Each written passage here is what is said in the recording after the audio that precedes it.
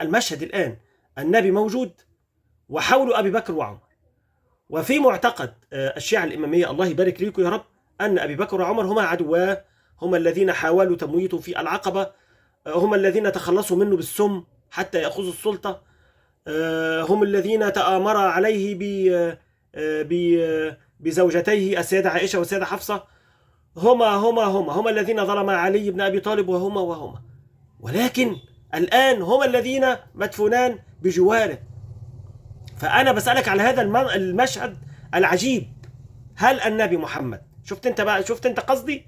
أنا عمري ما كنت ماكر في حواري مع حد، أنا لا أنكر الحقائق هنا، فقط أنا بأسألك عن المشهد. هل النبي يشعر بأن عن يمينه أبي بكر وعن شماله عمر، وحاسس بيهم وشامم ريحتهم ومعاهم وبيتكلموا مع بعض، بما أنه يشعر وبما أنه قبره أو عفوا جسده كما هو، هل هم مع بعض وبيتكلموا مع بعض وحاسس بيهم؟ اتفضل.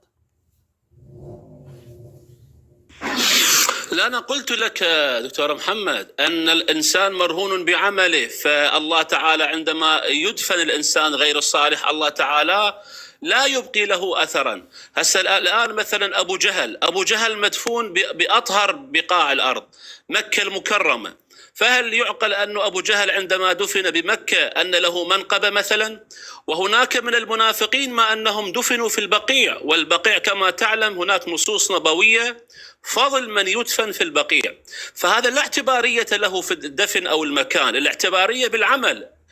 كل نفس بما كسبت رهينة. فبالتالي أنا قلت لك بأن الآن لو تسمح الفرصة مثلا والسلطات السعودية يأذنون بحفر القبر، لم يجدوا أثرا لا لأبي بكر ولا لعمر، ورسول الله له نعم جسده باق والأرض. طب ما يمكن يا مولانا، طب معلش طب ما يمكن معلش انت برضو ما جاوبتش على سؤال.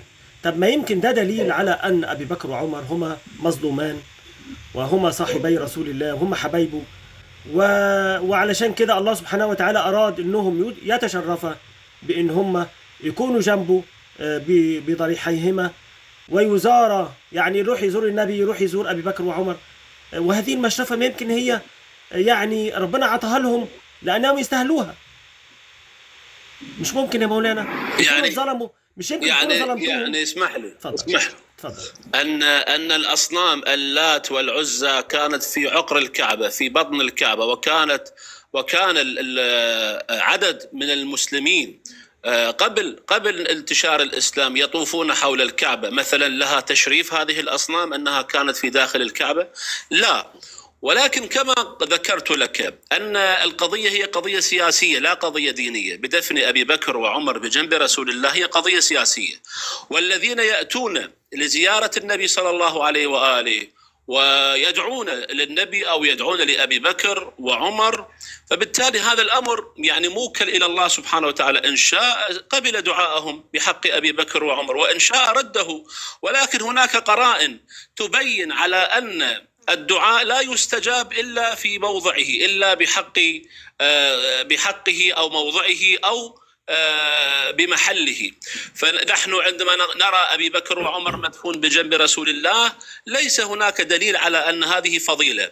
وذكرت لك أدلة وقرائن، منها مكة دفن كثير من الكفار والمشركين حتى بالقرب من الكعبة المشرفة، وكذلك المنافقين كثير منهم دفنوا في البقيع. وإلى الآن مثلا قضية الذين يحاربون اليمن، يحاربون أنا همشي معاك يا مولانا، أنا همشي معاك في كل ما في البقيع. ماشي يا مولانا، معلش يعني خلي الإجابات قصيرة شوية.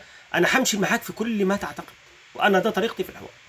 أنا معك، همشي معك. أنت تقول بأن دفن أبي بكر وعمر بجوار النبي ليست منقبة، واستدلت على كده أن ممكن يبقى صنم في الكعبة، واعتبرت أن هذه ليست منقبة. أنا سؤالي هيروح في ناحية أخرى. بما أنها ليست منقبة، وبما أنك مصر أنهم كانوا أعداء النبي وأنهم كانوا بيأذوا النبي، طيب هل النبي الآن يتأذى من وجودهم جنبه؟ فضل اطلع منه.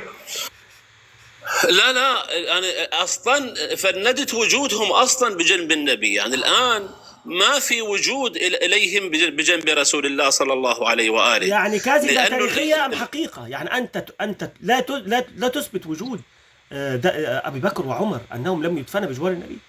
أنت تكذب. هم دفنوا دكتور، هم دفنوا، لكن أن الله سبحانه وتعالى هل تكفل بحفظ من خالف سنة رسول الله وآذى رسول الله وآذى أهل بيته؟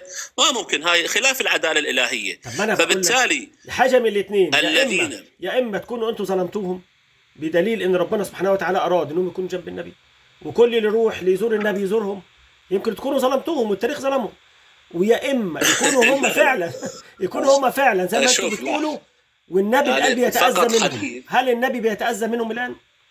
هم جنبه يبص يعني كده لا ابو بكر، نعم يبص لا كده يعني يتأذى قصدك. يعني دائما